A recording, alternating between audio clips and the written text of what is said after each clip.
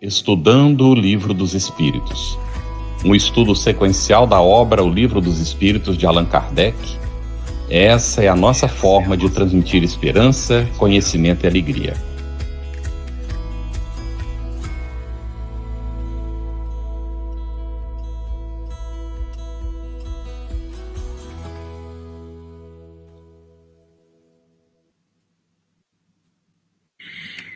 Nossa saudação fraterna a você que acompanha o nosso Estudando o Livro dos Espíritos. Uma satisfação imensa. E a partir de hoje, vocês estão vendo, o nosso estudo conta com interpretação para Libras. Uma satisfação muito grande, não é? Para isso, a FEB fez parceria com a CONCEB, Comunidade Surda Espírita Brasileira, que reuniu uma equipe de voluntárias para essa atividade. E essa equipe está sob a coordenação de Verônica Lima. Nosso profundo agradecimento por essa oportunidade do trabalho conjunto, não é, Cris? Isso mesmo, Carlos. Nosso agradecimento à CONCEB por essa parceria que objetiva levar este programa, Estudando o Livro dos Espíritos, para os nossos irmãos surdos, que se interessam em conhecer ou aprofundar justamente todo o conteúdo doutrinário do Espiritismo. Hoje contamos com a participação da nossa tradutora e intérprete de Libras, que significa Língua Brasileira de Sinais, a nossa amiga Andréia Beatriz Messias Belém Moreira, a quem agradecemos, viu, Andréia, a sua inestimável ajuda, o seu inestimável apoio, minha amiga. Boas-vindas a todos. Vocês estão vendo que hoje nós temos vários convidados, né? Boas-vindas à nossa querida Cris, pelo trabalho aqui em conjunto, né, em parceria. A Andréia, que está aí fazendo a interpretação do nosso estudo hoje, e ao nosso convidado Júlio César Góes, engenheiro, é orador espírita, está como presidente da Federação Espírita do Estado do Sergipe, e da Academia de Letras Espíritas do Espírito Santo. Muito bem-vindo, Júlio. Ô, Carlos, tudo bem? É a Academia de Letras Espíritas de Sergipe. Opa, de Sergipe, desculpa aí se eu falei um ato falho. Boa noite, Cris, boa noite, Andréa, Zé Alberto, Otacílio e nosso querido Carlos. Boa noite a todos os nossos internautas, né, que estão nos assistindo pelas ondas da internet. É um grande prazer estarmos aqui. Muito bom, e compondo o nosso time na noite de hoje, está conosco também o amigo José Alberto Machado, que foi presidente da Fundação Allan Kardec de Manaus, é coordenador da produção de roteiros de estudo sistematizado do Evangelho segundo o Espiritismo e do Novo Testamento, entre outras atuações. Atualmente, ele dirige grupos de estudo aprofundado da doutrina espírita e do Evangelho de Jesus. Boa noite, José Alberto. Boa noite, amigos. Saudações manauaras. Cumprimento com muita alegria o Carlos, você, Cris, a Andréa, nesse trabalho lindo de interpretar conteúdo doutrinário para os nossos irmãos cegos, surdos. Cumprimento o Júlio e também o nosso querido Otacílio. E estendemos nossas vibrações carinhosas para os nossos irmãos internautas que ficarão conosco. Hoje nós contamos também com o Otacílio Rangel Nascimento, que é doutor em Física, professor do Instituto de Física da USP de São Carlos, é orador espírita também, frequenta a Sociedade Espírita Obreiros do Bem e é autor do livro Das Causas Primárias, que nós pedimos para ele mostrar aí para nós, inclusive. Otacílio, muito bem-vindo. Tudo bem? É um prazer estar aqui com vocês. Boa noite a todos. Carlos, Andréia, Cristina, o José Alberto e o Júlio César.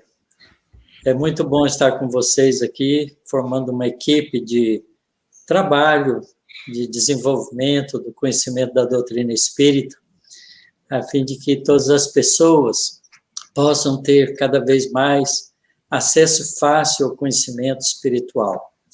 Se alguém quiser ver o livro, é esse aqui. Ótimo. Está editado pela Federação Espírita do Estado de Goiás.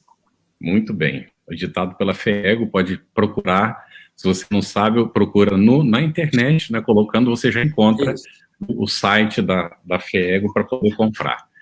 Bom, os nossos agradecimentos também aos parceiros de transmissão simultânea do nosso Estudando o Livro dos Espíritos. Espiritismo Net, Mansão do Caminho, Federação Espírita Catarinense, Federação Espírita do Distrito Federal, Web Rádio Fraternidade, Web Rádio Amigo Espiritual, Editora Ediluz, Portal da Luz, TV Secal e Seridó Espírita. Nosso abraço a todos vocês que acompanham para esses diferentes canais de transmissão.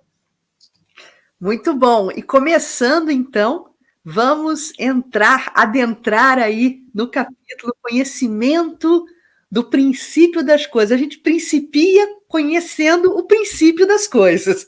A pergunta para o Júlio, amigo Júlio, é a seguinte: é possível conhecer o princípio das coisas? Olha, Cris, talvez de início eu vá decepcionar. Não. Mas calma. Por quê? Veja só.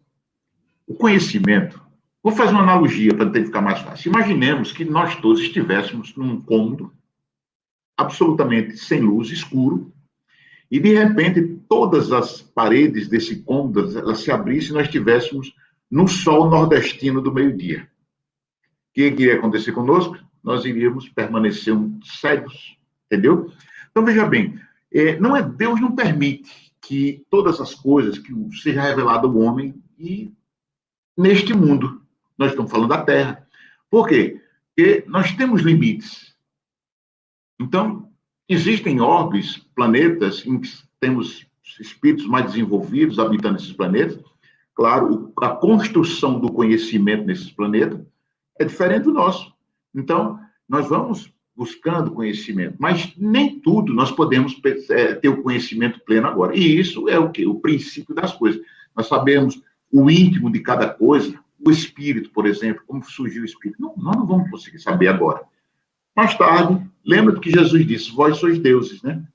Mas que brilha a vossa luz. Se ilumine primeiro, vá percorrendo para você aprender. Então, não é dado ao homem, neste mundo, nesse ordem que nós estamos aqui, conhecer o princípio das coisas. Mas vamos evoluindo, que é o nosso propósito, e nós vamos conquistando conhecimento aos poucos. Então, não é dado ao homem esse conhecer o princípio das coisas. José Alberto, diante dessa dificuldade de conhecer o princípio das coisas, como entender, então, o surgimento das coisas? Como é que nós vamos entender? Primeiramente, é uma distinção entre o princípio e o surgimento. A gente pode não alcançar o princípio íntimo de tudo, mas o surgimento dá para a gente conversar. Respondendo a questão 18 do Livro dos Espíritos, sobre a possibilidade de se chegar à compreensão do surgimento das coisas, os Espíritos afirmam que o véu se levanta à medida que o homem se depura e adquire faculdades que ainda não possui, ou seja, evolução espiritual e recursos perceptivos adequados. Nesse sentido, e obviamente com a expectativa de que o Otacílio vá nos desculpar por incongruência do que eu vou falar, talvez fosse necessário uma rápida e sintética digressão de como a gente vem levantando esse véu do surgimento das coisas, né? A humanidade vem tentando levantar esse véu desde a antiguidade grega, com Leucipo e Demócrito, quando propuseram a ideia do átomo como sendo o constituinte indivisível da matéria, né? Após séculos silenciosos da Idade Média, quando a ciência considerava a natureza estática, em 1808 nós tivemos a proposição de um primeiro modelo para interpretar a intimidade da matéria, com o Dalton apresentando a concepção daquilo que nós poderíamos chamar de estrutura do âmbito elementar da matéria, né? E, a partir daí, esse modelo da interpretação da estrutura da matéria passamos a chamar de modelo atômico. Para ele, naquela oportunidade, e é muito importante porque o Livro dos Espíritos, quando foi lançado, a concepção era essa, né? As substâncias seriam formadas de átomos iguais para o mesmo elemento, mudando de propriedades quando se tratasse de um outro elemento. E esses átomos seriam permanentes e indivisíveis, não podendo ser criados ou destruídos. De lá para cá, esse modelo foi sendo enriquecido, com o Thomson agregando a ideia dos elétrons, mais adiante Rutherford estabelecendo melhor essa divisão dos elétrons dentro do âmbito do átomo, e imaginando o átomo como um mini sistema planetário com um núcleo e os seus elétrons circulando ao redor, e mais possivelmente num aperfeiçoamento já agora do início do século XX, com Bohr ampliando essa concepção de elétrons e agregando outras ideias, especialmente a questão das órbitas, em que elétrons passando de uma órbita para outra acabariam gerando a luz. Então, em termos de estrutura, de como entender o surgimento da estrutura, eu tenho a impressão que o véu, até aí, está levantado de uma forma bem consistente. Agora, não se trata só da estrutura, se trata também do conteúdo, o que tem essa intimidade da matéria. E, nesse ponto, o século XX foi muito rico disso, né? Com as pesquisas dos raios cósmicos, nós, de repente, tivemos a percepção de uma quantidade enorme, um rol grande de partículas com massas, cargas elétricas e propriedades diversas, o que reformulou, o que requereu a formulação de novas percepções sobre o conteúdo íntimo da matéria, surgindo aquilo que ficaria conhecido, e certamente para o Otacílio muito, muito comum, o chamado modelo padrão, né? Essas partículas, tidas como elementares, foram divididas em duas grandes famílias básicas: os chamados férmions, que seriam, digamos, o princípio material em si, e os bósons, que seriam os ligadores desse princípio material, dando dinamismo ao princípio material que os férmions representariam. Obviamente, os bósons representando as forças fundamentais da natureza, eletromagnética, nuclear forte, nuclear fraca, e assim sucessivamente, né? Então, em princípio, esse modelo padrão, juntamente com a estrutura do modelo atômico, eles dão conta de explicar toda a matéria conhecida, isto é, aquela matéria que é possível de ser observada. Porém, essa matéria ela representa apenas em torno de 5% do que existe no universo observável, né? O resto é o chamado conteúdo escuro, de matéria escura e energia escura, né? A energia escura representando em torno de 68% e a matéria escura representando em torno de 27%. 4,9% apenas é isso de que a ciência vem levantando o véu para nós, portanto, uma quase insignificância, né? Então, essa matéria escura e a energia escura são constituintes que mais adiante nós podemos nos referir. Então, como a gente pode constatar, o véu tem se levantado, mas apenas para 4,9% da matéria do universo. O resto, para ser estudado, depende de evolução espiritual da humanidade e de faculdades ou instrumentos que ainda não dispomos. E aí, com o perdão do nosso Otacílio, nossa contribuição para mais tarde a gente ampliar um pouco. Ele está corroborando aí, viu, José Alberto?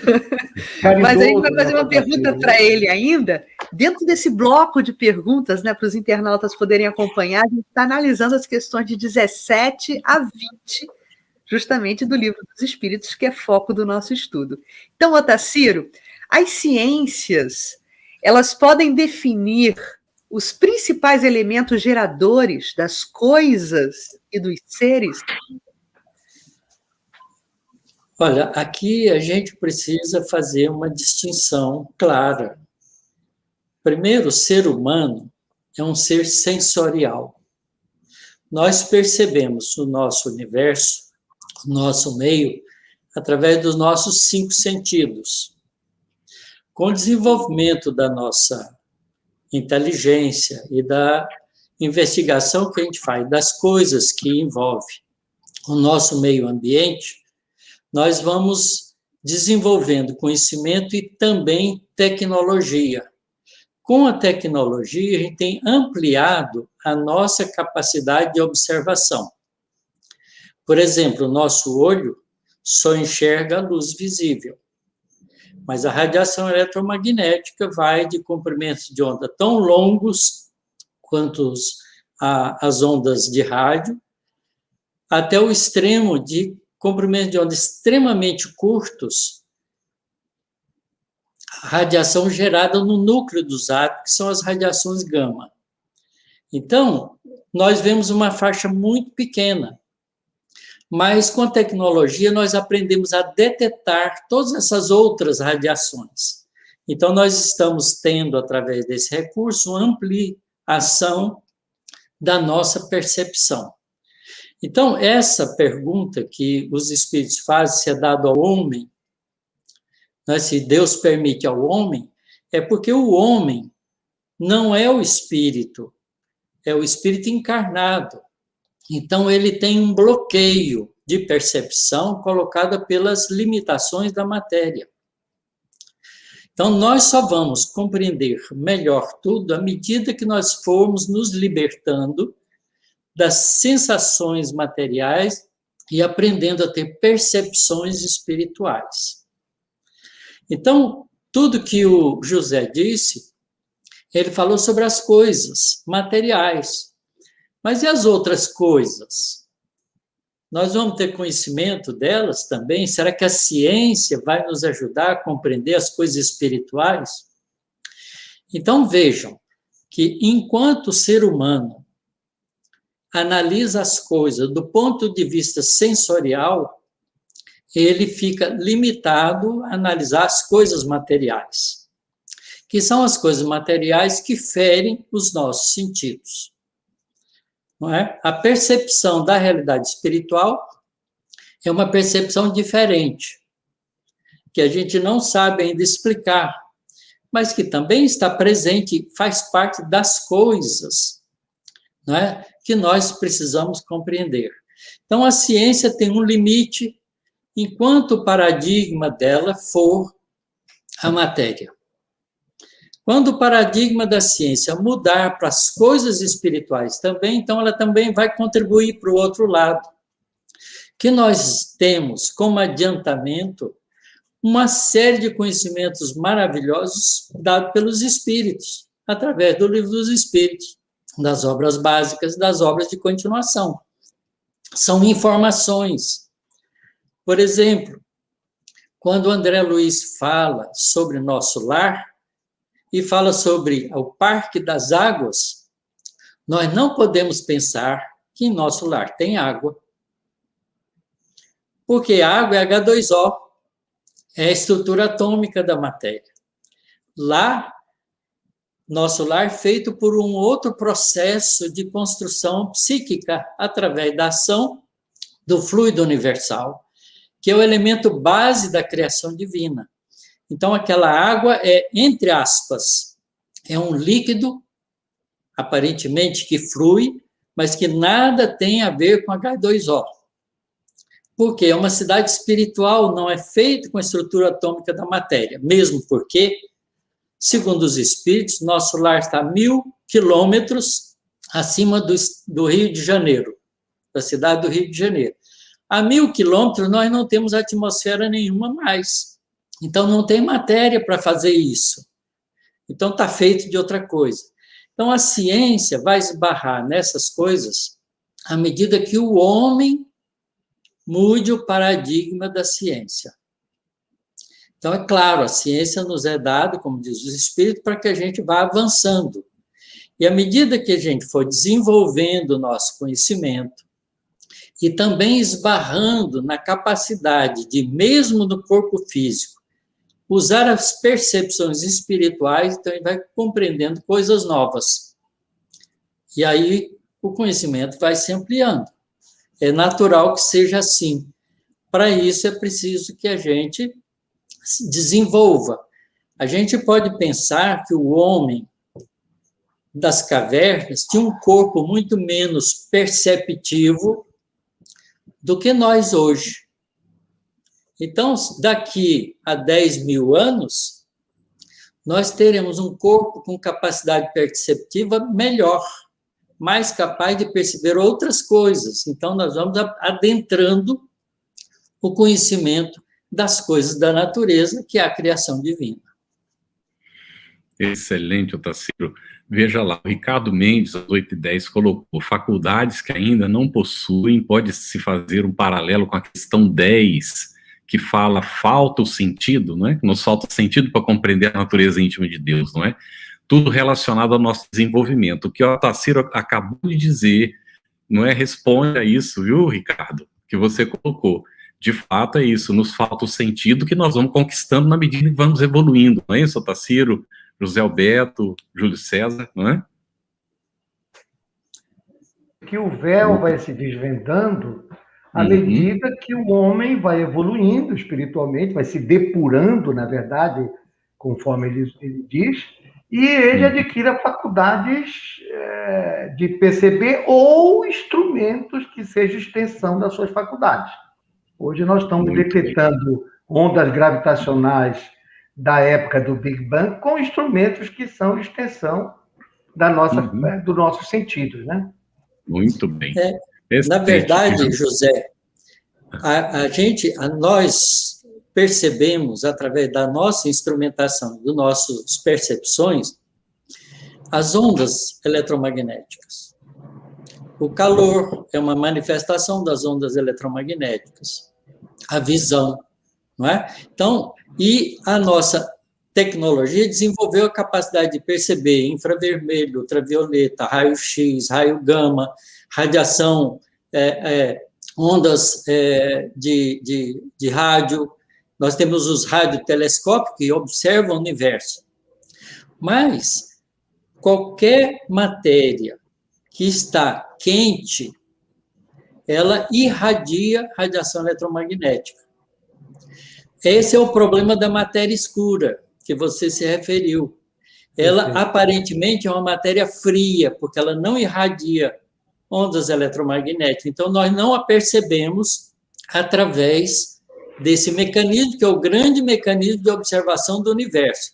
Mas elas têm efeito gravitacional, então elas são feitas de massa, de matéria gravitacional. Tá certo? Então, a matéria escura, que você disse é 27%, é mais ou menos isso mesmo. Esse número varia um pouquinho de acordo com a teoria que se usa, mas não importa. Não é? Essa matéria escura dá conta de explicar uma série de efeitos gravitacionais que a gente observa e que falta massa, porque a gente só observa a massa das estrelas, dos planetas, dos gases, e esses irradiam radiação eletromagnética. Mas a matéria escura não. Há determinadas regiões do espaço que estão atraindo galáxias e grandes nebulosas e grandes nuvens de poeira cósmica, e que você não tem uma explicação, um gerador de gravidade. E por isso que eles imaginam que essa gravidade vem das grandes vias de estrutura de matéria escura. A mesma coisa é a expansão do universo, a aceleração. Isso. E você não tem uma... seria contrária ao modelo explicativo do Big Bang, que em princípio já estaria diminuindo a expansão, e ao contrário, ele parece que acelera. Né? Então, essas duas fontes o homem nem tocou, não sabe nem como examinar. Né? A gente não sabe o que é energia escura e não sabe de que é constituído a matéria escura, que partículas são essas. Perfeito. Então, nosso conhecimento é limitado ainda. Mais adiante eu vou... Vamos avançando devagarinho. Uma hipótese, né? Uhum. Olha lá, Carlos, eu vou perguntar para o Júlio agora. Dentro disso, Júlio, nós estamos vendo aí pela conversa, Júlio. Carlos, só um minutinho. Antes de você jogar a pergunta para o Júlio, eu estou aqui de olho no chat, né? Então, a Márcia Carvalho, ela está pedindo só para o Otacílio confirmar uma depreensão dela, uma impressão que ela ganhou a partir do que o Otacílio falou. Ela coloca assim: então, nosso lar é constituído de matéria, mas em vibração diferente da matéria que conhecemos? É isso, Otacílio? Olha, o que a gente pode dizer é que ele não está constituído da estrutura atômica da matéria que a gente conhece. Isso. A matéria Agora, falar bariônica, de né? quem está constituído é falar da nossa ignorância, porque nós não sabemos o que é o fluido universal. Isso. Excelente. Essa é a Desculpe, dificuldade. Carlos. Vai lá, meu amigo. E o fato de André Luiz utilizar água o que ele encontra de analogia para a gente entender, não é isso? Senão não sabe como entender, não é? Muito bom. Júlio, a ciência tem avançado do que a gente está vendo aí na conversa, não é? As pesquisas, vem penetrando alguns segredos da natureza, mas eu creio que, pelo que já foi falado, essa resposta parece um pouco óbvia, mas vamos lá. Pode-se afirmar que a ciência já conhece todas as leis que regem a natureza? Vamos fazer uma ponte agora com o que disse o nosso Zé Alberto e o Otacílio. Veja bem, o Zé Alberto, ele fez uma espécie de uma retrospectiva do conhecimento humano, da construção do conhecimento humano em relação à matéria. E o Otacílio, ele foi a fundo na estrutura íntima dessa matéria, o que é que a gente tem por aí. Bom, está claro que nós temos limites. Está claro que nós temos limites. E o que acontece? Esse limite, a princípio, era apenas os nossos sentidos, né? O que eu estou enxergando, então eu analiso o que eu estou enxergando, o que eu estou palpando aqui, meu tato, o que eu estou ouvindo. Mas esses nossos limites, esses nossos sentidos, eles são bastante limitados, e isso torna a nossa percepção bem limitada. E aí, foi o que o Otacílio colocou muito bem, que o conhecimento humano, a engenharia, começou a desenvolver a tecnologia, começou a criar olhos, ouvidos, tato. Então, a gente vê, por exemplo, experiências como, por exemplo, aqueles aceleradores de partícula que tem aí na Europa, nos Estados Unidos, e o que é que eles fazem? Por exemplo, se eu quiser ver o que é que tem numa laranja, eu tenho uma laranja, eu tenho que ver o que tem na laranja, só que eu não posso abrir a laranja assim. Então, eu coloco no acelerador, ele dá uma pancada na laranja, acelera muito, ela se choca contra uma parede, aí eu vejo, ela pode se partir, mas eu posso dar uma aceleração mais forte ainda, uma pancada mais forte, e eu vou chegando até eu abrir a semente, aqueles gomozinhos da laranja, então eu vou entrando ali naquela intimidade da laranja para me observar. Bom, o que acontece? Isto posto, a gente vê o seguinte, que a ciência foi dada ao homem, né? O homem está desenvolvendo, tanto é que antes mesmo de nós termos aqui essas coisas, a gente já tem lá no plano espiritual. Vou fazer já que falaram aqui nosso lar, uma coisa que quando eu assisti o filme, que ficou bem assim, foi quando o André Luiz ele chegou assim para Emmanuel e queria escrever. Aí o Emmanuel apresentou para ele uma máquina de datilografia. Ele disse, isso aqui é o agora. Mas nós temos esse outro aqui que é futuro. Lá não tem, ou seja, na Terra. Seria o computador. Então a gente imagina o quê? Kardec tinha a pena. Nem uma BI Kardec tinha, né? Já pensou se Kardec tivesse um Word, uma internet, uma coisa para transmitir aquilo tudo, para chegar para ele as informações? Então, ou seja, nós estamos limitados, de certa forma, e a ciência, como somos nós quem produzimos, ou seja, nós, digamos assim, nós interpretamos o que aparece aqui conosco, com a nossa tecnologia, e a gente passa a construir. Só qual é o grande problema disso? O grande problema disso é o nosso orgulho, o nosso egoísmo. Então, muitas das vezes, a gente observa uma coisa e aí a pessoa é curiosa. Eu não quero admitir. Tem gente que enxerga uma coisa, está ali tudo óbvio, mas porque contraria algo que é uma concepção dele, aquele pré-conceito, ele não aceita. Então, nisso a gente aceita inverdades, da mesma forma que a gente descarta muitas verdades. Então, por quê? Por conta do nosso orgulho. Então, é necessário que tem esse desenvolvimento, foi como o Tarcísio colocou. Bom, a gente está buscando, a gente avançou bastante, mas muito mesmo, na questão da percepção do material.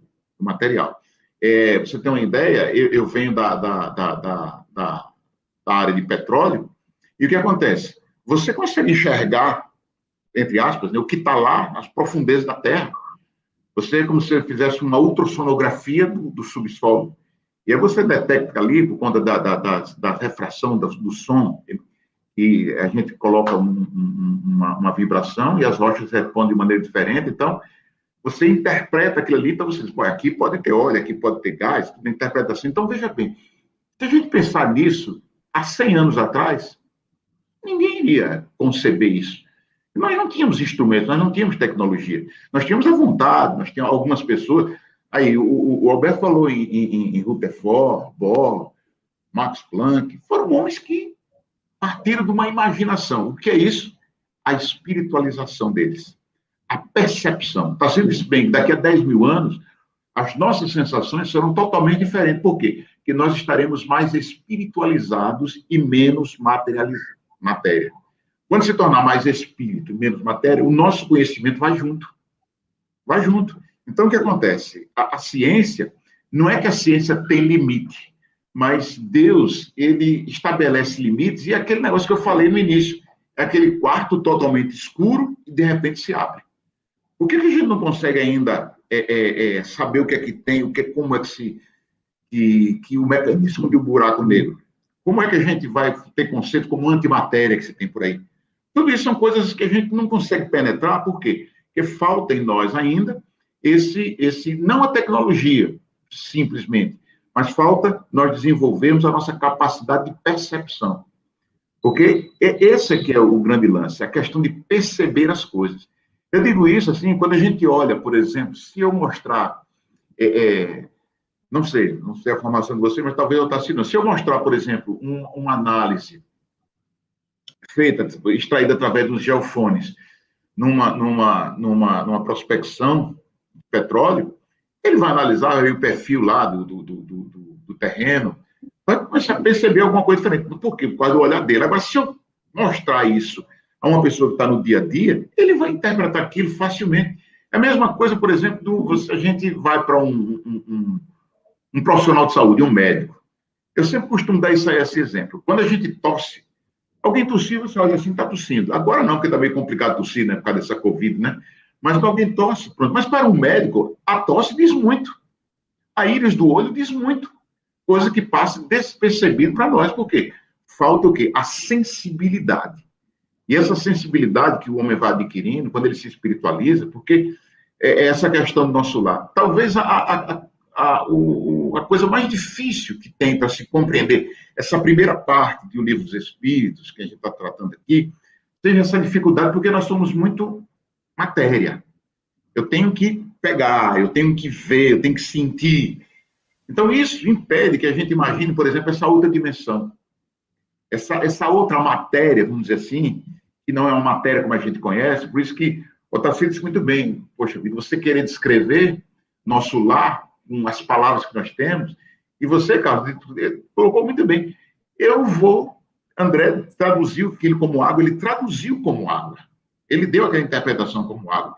Se a gente lê, por exemplo, o Apocalipse de João, ele fala lá do quê? De um gafanhotos, das carapaças reluzentes, vozes de 1000 cachoeiras. Não seria um avião a jato, não? Que ele viu? Aquela nuvem que desceu do céu, vamos imaginar Hiroshima, mas ele não conhecia avião a jato, ele não conhecia bomba atômica. Então ele fez o quê? Ele usou de metáforas. E nós usamos nossas metáforas por conta das nossas limitações, das nossas percepções. Agora, à medida que a gente vai avançando, a ciência vai avançando também. Então, o que acontece? Hoje, o que a gente conhece de ciência, eu não sei o quanto é. Não arriscaria dizer o quantos por cento. Por quê? Porque quando a gente vê, por exemplo, a microbiologia, Louis Pasteur foi ridicularizado. E aí, hoje, qualquer criança sabe o que é um micróbio, um vírus, pelo menos pensa que sabe, né? Alguém deveria saber, mas não sabe não. Mas, então, o que acontece? É uma evolução. A gente vai caminhando, à medida que cada passo vai dando. Eu costumo dizer o seguinte, isso é como um horizonte. O horizonte para você, para nós, é infinito. Aí você caminha 10 passos, ele recua 10 passos. Você avança 1 quilômetro, parece que ele recuou 1 quilômetro. Na verdade, ele está ali no mesmo lugar. Ele está te chamando para que você busque coisas novas. Bem assim é a tecnologia, a ciência. Agora, é preciso que o que a gente conhece do material, a gente procure olhar também o espiritual. A gente vai ter muito que aprender, em todas as áreas, todas. Quando a gente começar a quebrar esses limites que nós estabelecemos, quando a gente começar a desconfiar que existe outra coisa, as corridas espaciais, a gente mandou um artefato para Marte, eles estão lá, não tem vida. Não tem vida por quê? Porque eles estão procurando algo como tem aqui na Terra. Agora, onde é que está escrito que vida tem que ser assim? Só desse jeito, material. Assim? É uma, digamos assim, uma arrogância, um orgulho. Aí a gente olha para esse universo que a gente nem sabe o tamanho. Poxa vida, e uma nave voando a uma velocidade estonteante, passa meses, anos para chegar no local. Aí a gente chega assim, puxa vida, será que Deus iria colocar vida só nesse diminuta partícula azulzinha que está aqui num cantinho do universo, que a gente não sabe nem onde é? É orgulho. Muito bom. Carlos, hoje o sarrafo está lá em cima, né? Eu estou me deleitando aqui, olha, com direito à filosofia do Júlio César, acrescida a toda a ciência aí dos convidados. Estou me deleitando aqui com os comentários também do chat. Hoje comentam, estão dizendo que hoje está reflexivo, está muito profundo, está complexo o nosso estudo. Mas a gente pede ajuda aos espíritos e eles ajudam, né? E esse é o meu gancho para perguntar ao José Alberto se os espíritos, nesse processo de auxílio, também não podem ajudar os cientistas em suas investigações. Hein, José Alberto? Caríssima, os espíritos respondem na questão 20 que sim, desde que sob a perspectiva divina haja utilidade, ou seja, desde que sob a perspectiva divina haja utilidade. E esse auxílio aos cientistas, no meu entender, ocorre regularmente, sem mencionar os diversos recursos que antecipam avanços espetaculares, como a literatura de ficção científica, as obras cinematográficas. Nós não podemos esquecer que grandes conquistas do pensamento científico foram obtidas por insights ocorridos no modo eureka, a famosa expressão pronunciada por Arquimedes ao descobrir durante o banho a lei do peso específico dos corpos. Isto é, por inspiração inusitada, que sabemos nós aqui, como espíritas, procede da interação espiritual do pesquisador com os benfeitores que com ele interagem. Afinal, como é um axioma repetido no nosso meio, os espíritos nos influenciam a tal ponto que, de ordinário, são eles que nos dirigem. Assim, por exemplo, foi com Augusto Kekulé, no século XIX, que vinha refletindo sem sucesso sobre a fórmula do benzeno e, de repente, sonhou, viu uma cobra mordendo a própria cauda e levou a descobrir a estrutura do que ele estava buscando, a estrutura do benzeno. A mesma coisa com Niels Bohr, que nós falamos há pouco. O insight para perceber a estrutura atômica como uma miniatura de sistema planetário, ele obteve por meio de um sonho, né? E conseguiu atualizar o modelo do mestre dele, Rutherford, para uma contribuição muito grande. O Frederick Banting descobriu a insulina, também após receber em um sonho as informações. E de forma mais espetacular, o Dmitry Mendeleev estruturou as bases da química com a tabela periódica, obtendo essas informações em sonho, por interação dos espíritos, né?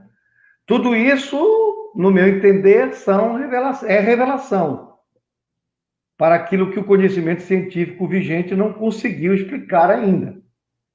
E quando surge esse tipo de revelação, acontecem as chamadas revoluções científicas. Tema hoje objeto de pesquisa no âmbito da filosofia da ciência, como a gente pode conferir na famosa obra do Thomas Kuhn, A Estrutura das Revoluções Científicas, né? Ainda, para nós espíritas, é muito relevante mencionar a obra espírita em si, que é um manancial inesgotável de revelações avançadas e precisas, aguardando mentes e mãos diligentes para convertê-las em conhecimento científico sob os cânones da ciência humana, como fez o Otacílio com das causas primárias que ele acabou de nos apresentar aí. E, Otacílio, então, dentro disso que o José Alberto está falando, a gente poderia dizer que os espíritos podem revelar aos homens os segredos da natureza? Essa é uma pergunta muito interessante, porque a grande maioria das pessoas que tem cultura de ciência, que não são espíritas, faz imediatamente para a gente, que é espírita. Por que os espíritos, então, não escrevem os livros de física mais avançados? Tá certo? Os livros de ciência mais avançados, falando de coisas que a gente ainda não sabe. É curioso isso, né? Mas é muito interessante. A interação nossa com o mundo espiritual é a outra porta do conhecimento. Na verdade, o conhecimento tem duas portas. A porta da investigação, da curiosidade do homem, da experiência dele através dos sentidos, com as coisas que o envolvem, e isso ajuda, então, isso faz o desenvolvimento da ciência, e o conhecimento que nos chega através da porta da intuição ou da espiritualidade. Tá certo? Então, na verdade, a gente chamou, né, inadequadamente isso de ciência e religião. Porque todas as manifestações que a gente tem da realidade espiritual veio para nós através da religião, dos conceitos que a gente foi construindo como religião. Mas, na verdade, são duas portas do conhecimento. É o conhecimento da experienciação e o conhecimento da revelação, ou seja, do adiantamento dado para a gente daqueles que já sabem, que já aprenderam. Não é? Então, o mundo espiritual abriu o canal para isso através dos recursos da mediunidade. Nós temos, como disse o José, a doutrina espírita como um acervo profundo de conhecimentos espirituais que não chegou pela ciência convencional. Foi por uma ciência de observação, mas foi a capacidade de entrar em contato com o mundo espiritual através de um mecanismo sistemático, cuidadoso, racional, para construir todo o conhecimento que a doutrina espírita nos oferece. Então, é claro que Deus permite que os espíritos bondosos nos ajudem no avanço. Os espíritos bondosos, os espíritos mais adiantados, eles são nossos professores, afinal de contas, e canaliza para a gente esse conhecimento. Na verdade, muitas das descobertas da ciência ocorrem simultaneamente em lugares diferentes, porque são intuídos por esses espíritos, como disse muito bem o José. Então, há uma interação, desde sempre, isso aqui é importante a gente colocar, desde sempre, uma interação entre o mundo físico e o mundo espiritual. E por isso Deus permite que flua do mundo espiritual conhecimentos que nos ajudem a adiantar o processo evolutivo. Tanto no conhecimento do cotidiano, como no conhecimento mais espiritualizante. não é? Porque a gente aprendeu muitas coisas materiais com os espíritos. Os espíritos, quando respondem para Allan Kardec, quando ele pergunta o que é matéria, ele faz lá um modelinho, que era o modelo da ciência da época, que é, hoje, a gente diria, mais uma definição de corpo do que de matéria. E os espíritos dizem, mas existe estados da matéria que para vocês não seria matéria, tão sutil que ela é. Então, ele está adiantando um conhecimento científico. E a gente vai, através das pesquisas, esbarrando nisso, não é? Hoje a gente sabe que energia se transforma em matéria, e matéria se transforma em energia eletromagnética, energia radiante. Não é? Mas a gente não sabe ainda outras formas de energia que existem. Eu sempre coloco essa dúvida, exatamente na energia que a gente chama de maneira de comunicação entre as pessoas, através do pensamento. O ser humano se comunica com outras pessoas através do pensamento, chama telepatia isso, né? Todos nós conhecemos. O que é que sai da cabeça do telepata e vai na cabeça do outro telepata que recebe? O transmissor e o receptor. Que energia é essa? Não é eletromagnética. Está demonstrado isso, porque você põe um indivíduo que é telepata num cômodo blindado para radiação eletromagnética. E ele ainda assim comunica com o outro. Então, é uma forma de energia que a gente não sabe ainda o que é. Nós vamos aprender sobre isso devagarinho. Agora, eu queria abrir também um parênteses aqui, que eu acho que é muito importante. Nós estamos descobrindo que não somos homens e mulheres, nós somos espíritos reencarnados. Isso significa que nós somos espíritos imortais. Portanto, nós temos dois campos de aprendizado. Enquanto no corpo físico, através dos recursos da experienciação material. E no mundo espiritual, quando o corpo físico morre, através das experiências espirituais. Quando a gente nasce de novo, nasce mais rico de conhecimento. Aprende ciência do lado de lá e redescobre ela na vida material. Então, é muito interessante a gente compreender que esses dois lados do rio da vida, o lado físico e o lado espiritual, se comunicam através do fenômeno de ir e vir e através do recurso da mediunidade, que são as duas pontes que fazem isso.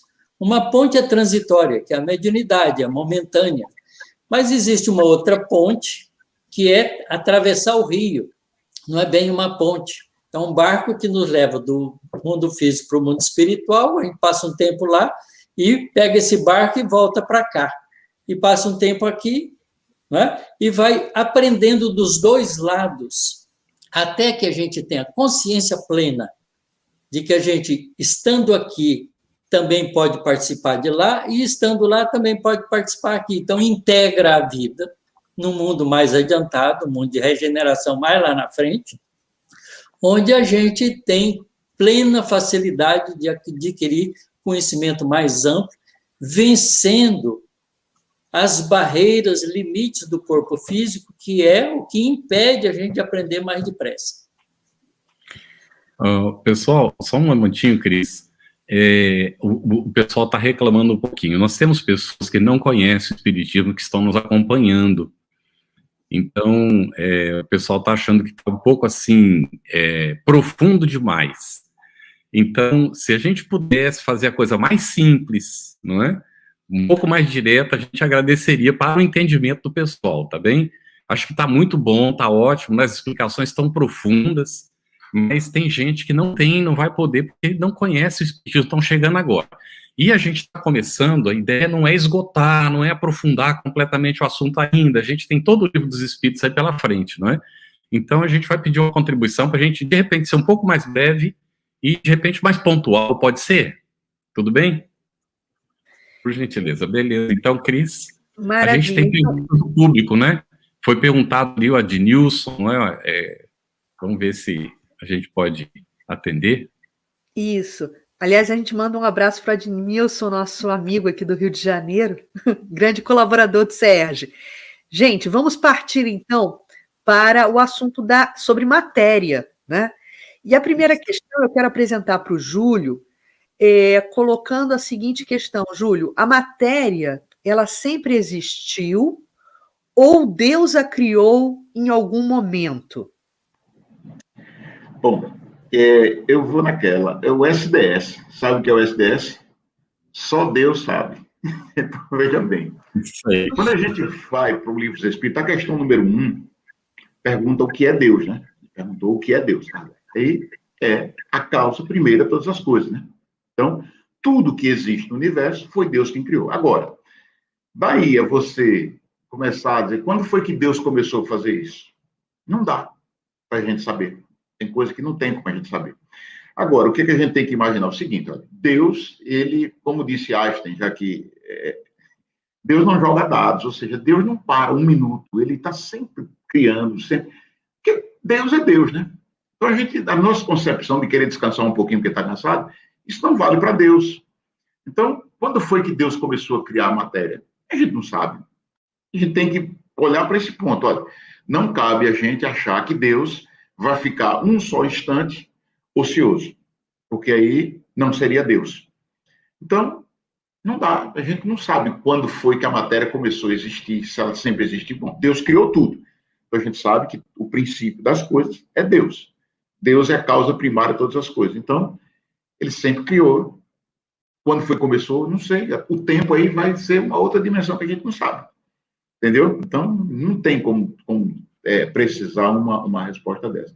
Sim, Otávio, deixa eu dizer uma coisa a você. Engraçado, quando você disse que as pessoas perguntam por que os espíritos não ditam obras mais avançadas, tudo, já me fizeram essa pergunta. Eu respondi, sabe o quê? Para quê? Se a gente não vai saber ler agora. Muito bom, excelente. Vamos. Tem algumas questões que estão sendo colocadas dentro dessa questão da inspiração dos espíritos. Por exemplo, a Janara Machado, ela perguntou assim, a vacina é a inspiração dos espíritos? Aí, mais abaixo, nós temos, a Janara volta a dizer, nem todos os espíritos os cientistas têm bons propósitos. Aí ela volta a dizer, os espíritos inspiraram a bomba atômica, assim como a vacina? Então, ela volta a dizer depois, não é que ela está... bom, aqui já é a Gideon fazendo um comentário. Então, nós temos essa inquietude, não é?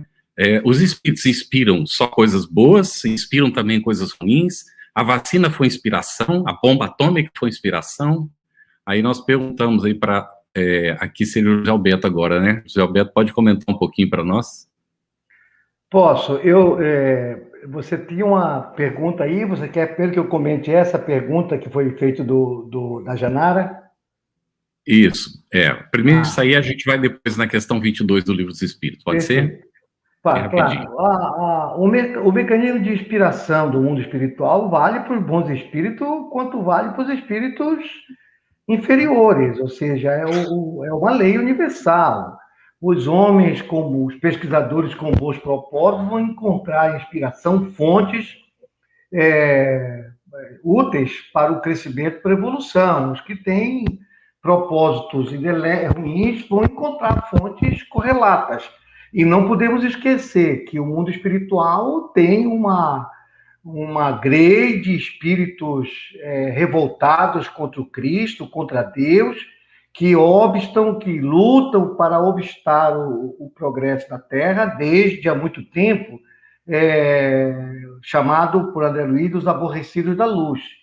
Então, é possível que ela se referiu à bomba atômica.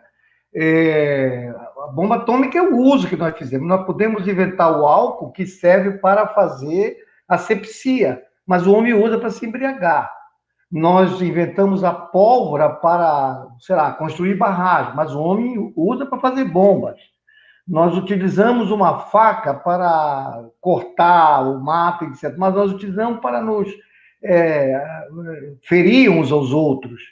Então, quando a bomba atômica, quando os conhecimentos da fusão do átomo e da ciência do átomo vieram à tona, elas vieram com um propósito, como nós temos no âmbito da medicina atômica, em tantas aplicações nobres. Mas o homem utilizou-a para construir a bomba atômica, como os aviões foram construídos, foi ideia nobre, que os homens utilizaram, ao invés de transportar pessoas, para transportar artefatos destrutivos. Então, resumindo, há inspirações de boas fontes, como há daquelas que desejam a utilização indevida do conhecimento.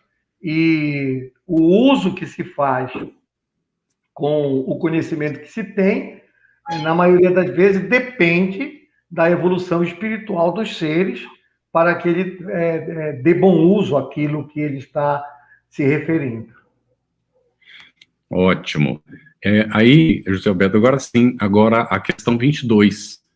Kardec, ele afirma e pergunta, define-se geralmente a matéria como sendo o que tem extensão, o que é capaz de nos impressionar os sentidos, o que é impenetrável. São exatas essas definições?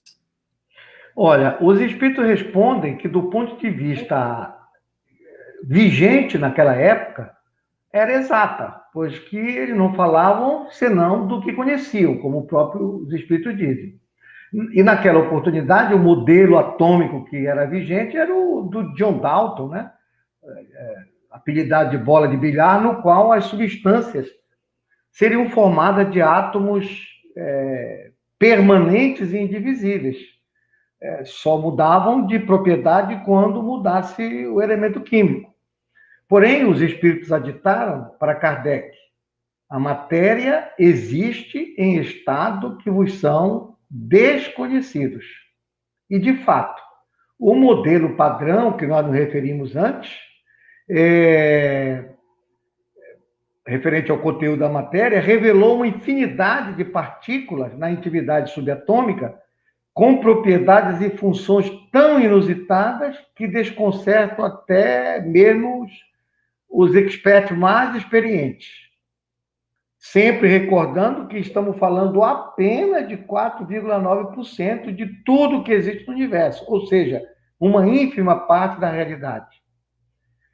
No meu entender, numa verdadeira antecipação do conteúdo escuro do universo, a matéria e a energia escura, os espíritos complementam a resposta, informando a Kardec de que a matéria pode ser tão etérea e sutil que nenhuma impressão vos cause aos sentidos. Contudo, dizem eles, é sempre matéria, embora para vós não o seja. De fato, a matéria e a energia escura não são hoje observáveis pelos recursos tecnológicos que hoje funcionam como extensão de nossos sentidos, ou seja, são matérias sutis, que nenhuma impressão causa aos sentidos e nem aos instrumentos que servem como extensão do nosso sentido, mas representam mais de 95% da matéria existente no universo, ou seja, da realidade do universo. Portanto, isso dá a dimensão do quanto nós estamos tão distantes de compreender esse conjunto de realidades. Muito bom. A próxima pergunta eu vou fazer para o Otacílio, mas eu vou aproveitar aqui uma contribuição da Hilda Regina, que colocou aqui no chat um testemunho dela. Passei por uma experiência de me ver fora do corpo e a sensação, que ficou gravada até hoje, foi de muita leveza, ou seja, não tinha peso. Pergunto, que matéria é essa? E aí a questão que eu queria também complementar para você, Otacílio, é isso. Como os espíritos definem a matéria? É muito interessante essa colocação dela. Se ela estivesse na estação espacial, lá em cima, ela estaria flutuando também, sem sentir peso, com o corpo físico. Isso. Então, é muito interessante, é uma sensação que a gente ainda não sabe explicar, por isso é difícil definir. Não é? Quer dizer, claro que os astronautas que estão lá na estação orbital, eles têm peso, mas eles estão flutuando porque eles estão em órbita da Terra, girando em torno em equilíbrio, de modo que eles se sentem sem peso. Quando a gente entra dentro d'água, a gente também se sente leve, porque, como disse o nosso querido José aí, o Eureka mostrou que você é levantado pela água que você expulsou com o seu corpo. Então, você sofre um puxo de baixo para cima e se sente mais leve.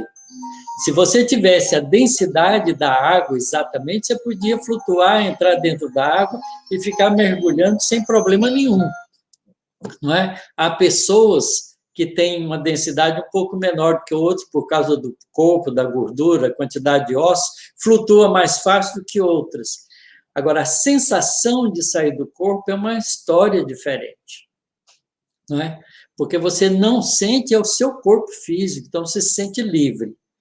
Isso a gente vai aprendendo com as experiências de desdobramento com o sono ou desdobramento mediúnico provocado ou natural, né? Mas nessa questão que você coloca da matéria, como Kardec põe em xeque os espíritos, então que definição vocês podem dar de matéria para nós, né? Essa definição é a mais maravilhosa que eu já vi. Eu, como físico, como cientista, fico empolgado com essa resposta. Porque eles dizem, a matéria é o laço que prende o espírito. É um instrumento de que este se serve sobre o qual, ao mesmo tempo, exerce sua função. Então, a matéria é a roupa do espírito. Mas não é só a roupa, é a roupa com um mecanismo de ação sobre outras coisas materiais. E é bem assim, olha, vocês vejam, eu tenho uma mão. Com a mão eu posso pegar o mouse do meu computador, posso pegar meu telefone, é um instrumento. Eu quero, eu uso. Então, o corpo físico, além de ser a minha expressão, é também o mecanismo que eu tenho de agir sobre. Então, veja que definição completa. Se a matéria é o laço que prende o espírito, é um instrumento que se serve, sobre o qual, ao mesmo tempo, exerce sua função, ela tem que existir desde o estado mais grosseiro para servir ao espírito que está iniciando, até o estado mais sutil para servir ao anjo, ao espírito superior. Então, a gente ainda está longe de entender a matéria no sentido mais profundo dela.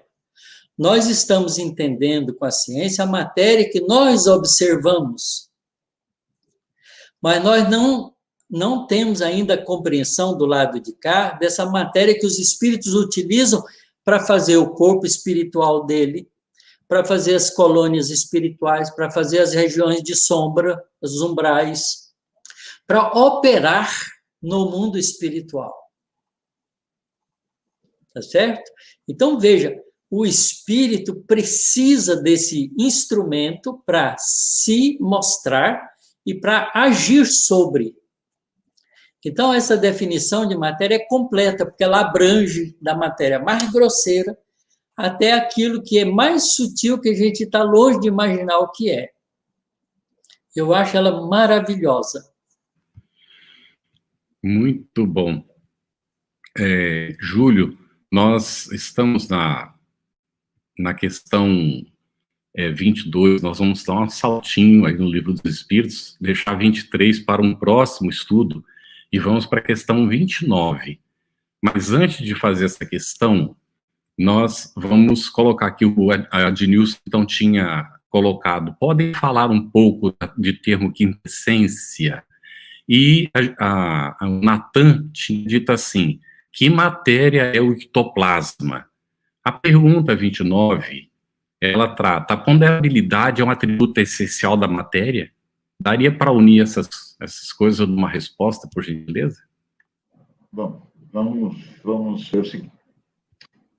Como Kardec, a gente tem que ir lá para o 1854, 1855, quando ele devia estar formulando essas questões, foi colocado aqui, muito bem, uma observação que a gente tem que fazer sempre, que o que se conhecia de ciência naquela época. Então, porque muita gente diz, o livro dos Espíritos está ultrapassado. Não, você tem que fazer a análise do que você tinha, que a ciência estava ali mostrando, e o que Kardec vislumbrou.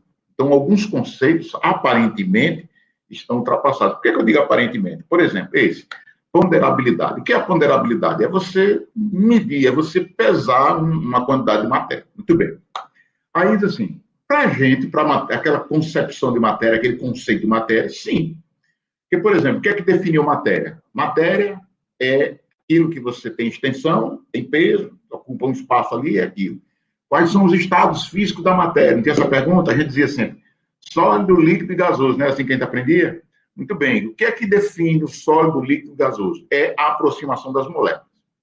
Quanto mais energia a gente dá a um corpo material, mais ele vai ter vibrações das suas partículas e vai separando, e vai vencer uma força de coesão. Bom, o que acontece? Imaginemos um bloco de gelo. Imagina assim. Eu coloco calor, ele se liquefaz.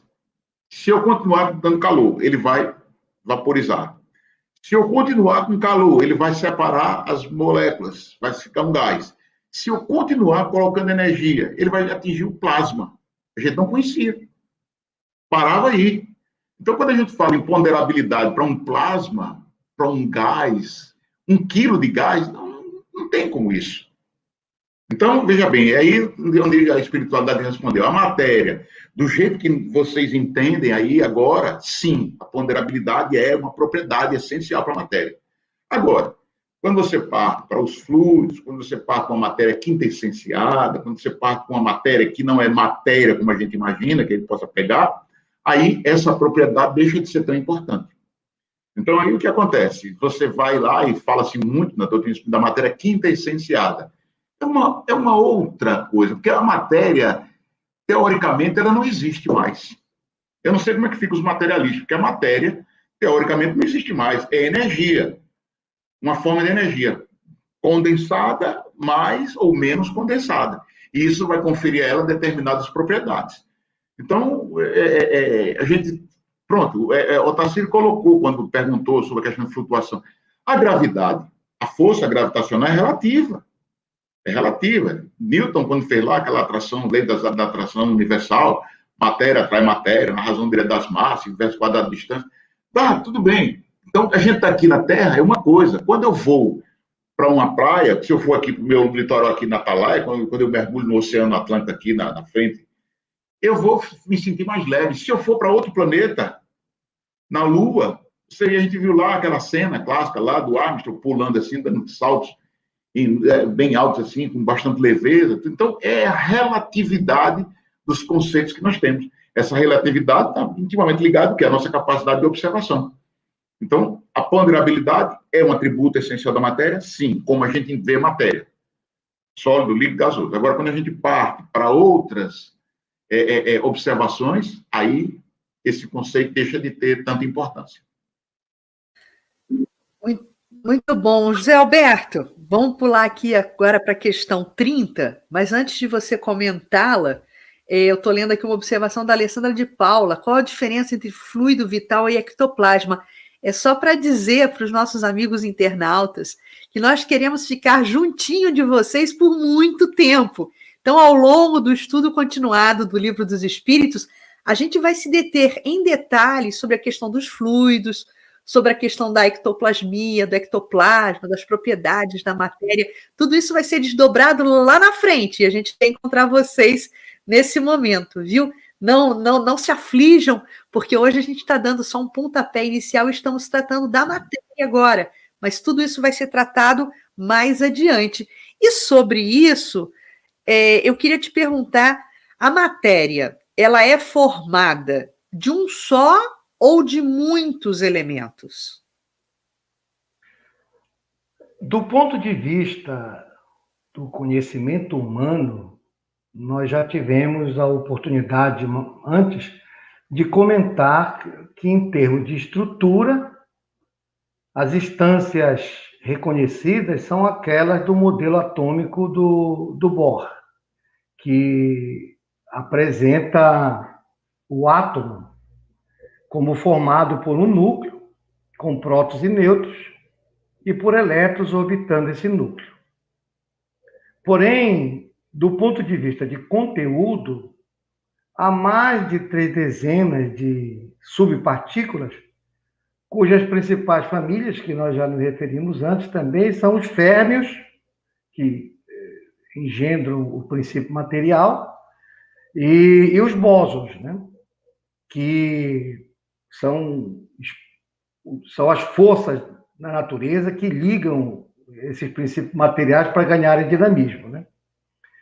Porém, os espíritos responderam essa indagação que você me fez na questão 30, informando que a matéria é formada de um só elemento primitivo. E aquilo que consideramos partículas elementares, os chamados tijolos básicos da matéria, são apenas transformações da matéria primitiva. Eu penso que os espíritos estão se referindo ao fluido cósmico universal e seus diversos estados. A gente não tem uma tabela ainda periódica dos tipos de fluido, mas a gente lê nas obras o fluido vital, o fluido magnético, o fluido perispirítico, diversos tipos de fluidos, mostrando uma diversidade deles no mundo espiritual, né?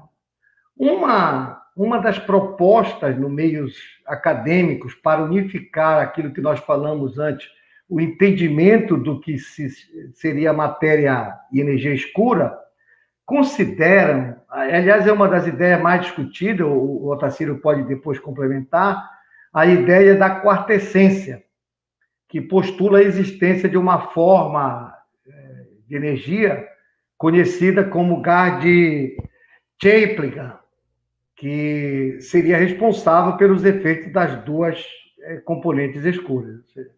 Quem sabe, no meu entender, essa não será mais um dos movimentos no levantamento do véu para a compreensão do surgimento das coisas. Nosso horário está chegando aí, e então eu vou fazer uma última pergunta aqui para o Otacílio, não daquelas que a gente tinha programado, está no Livro dos Espíritos. É uma do Sérgio Pinto. Ele acompanha pela Mansão do Caminho, e ele diz assim: por que será que Deus teve a necessidade de criar a matéria, o universo, como conhecido por nós, se a vida natural é a vida espiritual? Otacílio, por favor. Essa é uma pergunta muito, muito boa, muito pertinente. Mas eu queria aproveitar o tempo e dizer, porque eu acho que a pergunta sobre quintessência merece aí uma consideração. A palavra quintessência, depois eu volto à pergunta que você fez, Carlos. A palavra quintessência... Só para me referir que é quarta essência, não é a quintessência. Sim, mas a palavra quintessência, que é muito utilizada no texto, nas obras, né, vem do fato de que os antigos acreditavam que a natureza era feita de 4 essências: terra, água, ar e fogo. O que não era isso era quintessência. Então, quintessência é a ignorância. É a nossa ignorância, certo? Porque nós não sabemos, né? Porque nós não sabemos. Então, quando a gente diz que uma coisa é feita de matéria quintessenciada, quer dizer, matéria que nós não conhecemos. Tem que ser entendido assim, para a gente poder admitir com humildade que o nosso conhecimento ainda é limitado, que nós vamos adiantando isso aos poucos. Muito bem. Certo? Então, a palavra quintessência é o limite do nosso conhecimento. Agora, essa pergunta que o nosso companheiro lá da Mansão do Caminho faz, ela é muito interessante, porque a gente está querendo, né, discutir por que Deus fez do jeito que fez. Bom, como ele é inteligência suprema, ele não comete erros. Porque a inteligência suprema não comete erros. E a razão disso é porque o princípio espiritual, que nós pulamos a pergunta 27, então a gente não pôde juntar essas coisas. Mas o princípio espiritual é uma das criações de Deus. Deus cria dois princípios gerais no universo: princípio espiritual e princípio material. O princípio espiritual se associa com o princípio material e se forma como uma mônada celeste. E a partir daí, através da experienciação, em contato com a matéria, ele vai desenvolver a capacidade, como ele é um princípio espiritual, ele tem rudimentos de inteligência, ele vai desenvolver a capacidade intelectiva ao longo do contato com as coisas materiais mais grosseiras, até chegar à angelitude em contato com as coisas materiais mais sutis. Então, é uma jornada evolutiva longa, onde a matéria é o elemento, como definiu os espíritos, de sustentação e de realidade do espírito propriamente dito, ou do princípio espiritual propriamente dito. Então, o princípio espiritual vai evoluir através da experienciação com a matéria. Esse é o caminho da evolução. Quer dizer, o universo divino está estruturado em cima de três coisas: Deus, Criador, princípio material e princípio espiritual. O princípio espiritual se associa ao princípio material e começa a evolução. Então, esse é o mecanismo que Deus, com a sua inteligência suprema, achou que era o melhor. A gente aceita, procura entender e faz bom uso dele, que é o que a gente nos resta fazer. Não há como discutir porque Deus quis fazer assim. É porque é o mecanismo do processo de evolução do princípio espiritual. Muito bom. Muito bom, Tarsilo, excelente. Tá muito bom. Nós vamos voltar semana que vem, nós vamos, então, recuperar as perguntas que a gente não tratou, inclusive a que você disse, a 27, e nós trataremos todas essas fazendo, então, uma abordagem para entender esse conjunto. Aí nós já começamos a ver hoje a ligação da matéria com o princípio espiritual, a necessidade dela para o seu desenvolvimento, e isso, como a crise chamou a atenção, vamos lá devagar, gente, né? Não vamos querer colocar o carro na frente dos bois, né? Porque é o boi que puxa o carro, né? Então, devagarinho, nós vamos chegando aos conceitos, entendendo. Algumas coisas são pré-requisitos para compreender outras, e é um estudo realmente meticuloso. Coloque seu comentário, por favor, não é? Deixe a sua análise, o que você pensou, o que você achou do nosso estudo, e coloque aí para a gente poder, então, saber quais são os seus interesses. Algumas perguntas não foram respondidas, como a gente vai continuar semana que vem no assunto, a gente vai incluir algumas das perguntas que vocês fizeram, que estão relacionadas com o assunto, para poderem ser atendidos, né, Cris? O nosso agradecimento hoje a Andréia, que está aí fazendo, né, está transmitindo para a gente, né, o conhecimento que foi aqui discutido hoje, e a nossa satisfação de ter os nossos irmãos participando conosco, entendendo aí a linguagem de Libras, não é? Muito bom nós estarmos juntos no estudo. Então, muito obrigado, Júlio, obrigado, José Alberto, Otaciro e Cris, por essa parceria. Semana que vem nós seguimos. Estudando o Livro dos Espíritos. Um estudo sequencial da obra O Livro dos Espíritos de Allan Kardec. Essa é a nossa forma de transmitir esperança, conhecimento e alegria.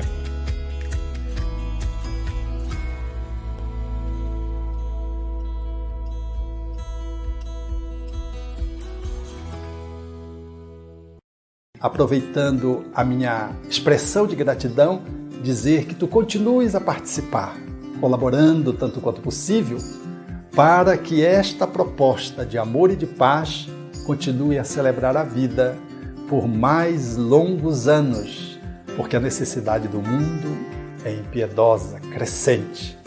E nós não podemos, que vivemos o bem, ficarmos ociosos, parados e contemplando, achando que Deus vem fazer aquilo que nós precisamos fazer.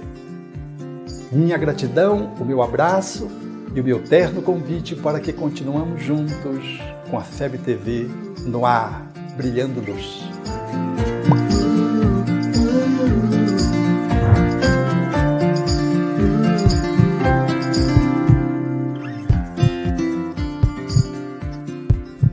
Conheça a Federação Espírita Brasileira, que busca mostrar quem ela é.